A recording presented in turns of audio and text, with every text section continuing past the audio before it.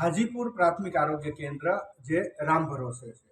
આવું હું શું કામ કહી રહ્યો છું? દ્રશ્યમાં સૌથી પહેલા પ્રયાસ કરી પ્રાથમિક આરોગ્ય હાજીપુર નો સોમવાર શુક્ર સવારે 9 થી 5, રિસેસનો સમય 1 થી 1:30, શનિવારે 9 થી 1.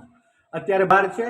આ બોર્ડ પ્રમાણે 9 થી 5 અહીંયા ડોક્ટર મળવા જોઈએ, પરંતુ અહીંયા અંદર આવતાની સાથે જ આપણે દ્રશ્ય બતાવવાનો પ્રયાસ કરીશ. ફાઇનાન્સ આસિસ્ટન્ટની આ રૂમ છે, જે રૂમ અત્યારે ખાલી છે. એની સાથે જ મેડિકલ ઓફિસરની પણ આ રૂમ છે.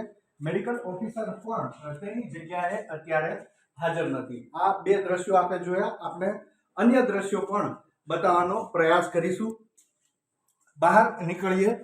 સુવિધાની વાત કરીએ તો સુવિધા ખૂબ જ સારી અહીંયા રાખવામાં આવી છે. આયુષ મેડિકલ ઓફિસર કે જે પણ અહીંયા દરરોજ હોવા જોઈએ એ પ્રમાણેનો ચાર્ટ અહીંયા દર્શાવ્યો છે, પરંતુ એ પણ પોતાની ઓફિસની અંદર, એટલે કે આ જે એમની બેઠક વ્યવસ્થા છે, રૂમ છે, એની અંદર હાજર નથી. એ જ રીતે અહીંયા લેબોરેટરી છે. લેબોરેટરીના આસિસ્ટન્ટ, લેબ આસિસ્ટન્ટ હોવા જોઈએ, એ પણ અહીંયા હાજર નથી. તેની સાથે જ અહીંયા આપણે ચાર્ટ પણ બતાવવાનો પ્રયાસ કરીશ. અહીંયા પ્રાથમિક આરોગ્ય કેન્દ્ર ખાતે ઉપલબ્ધ સેવાઓની વિગત અને સમય મર્યાદા એ પણ લખવામાં આવ્યું છે, જેની અંદર સ્પષ્ટપણે લખવામાં આવ્યું છે દર્દીની સારવાર ઓપીડી દરરોજ જાહેર રજા સિવાય, આજે જાહેર રજા નથી.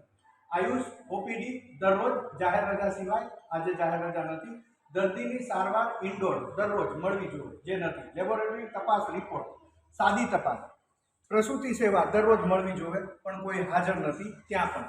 આ જ રીતે અહીંયા કેસ બારી છે. કોઈ પણ વ્યક્તિ જ્યારે અહીંયા આવે તો તેમણે કેસ કઢાવવાનો હોય છે, પરંતુ અહીંયા કેસ કાઢનાર પણ કોઈ નથી. એ જ રીતે ફાર્માસિસ્ટ કે જે દવા આપે છે, ડૉક્ટર લખી આપે ત્યારબાદ તે દવા આપતા હોય છે, પરંતુ ફાર્માસિસ્ટનો રૂમ પણ અત્યારે બંધ છે અને કોઈ જ અહીંયા હાજર નથી. આ દવાઓ અહીંયા પડી છે. તમારા અને મારા ટેક્સના પૈસાથી લોકોને પ્રાથમિક સુવિધા મળી રહે આરોગ્યલક્ષી, એના માટેની વ્યવસ્થા કરે છે. દર્દી અહીંયા બેઠા છે, આપણે દ્રશ્ય પણ બતાવશું. દર્દી છે, બરાબર નથી સાંભળી શકતા, એટલે એમની સાથે વાત અમે નથી કરી શકતા, પરંતુ આ દર્દી અહીંયા આવ્યા છે દવા લેવા માટે, પરંતુ કોઈ જ ડૉક્ટર હાજર નથી, એટલે અહીંયા એમને દવા નથી મળી રહી. અને છેલ્લે આપને દ્રશ્ય એ બતાવવાનો પ્રયાસ કરીશ કે ઘડિયાળની અંદર અત્યારે 4 વાગ્યા છે. 4 થી 4:30 વાગ્યાનો સમય થયો છે.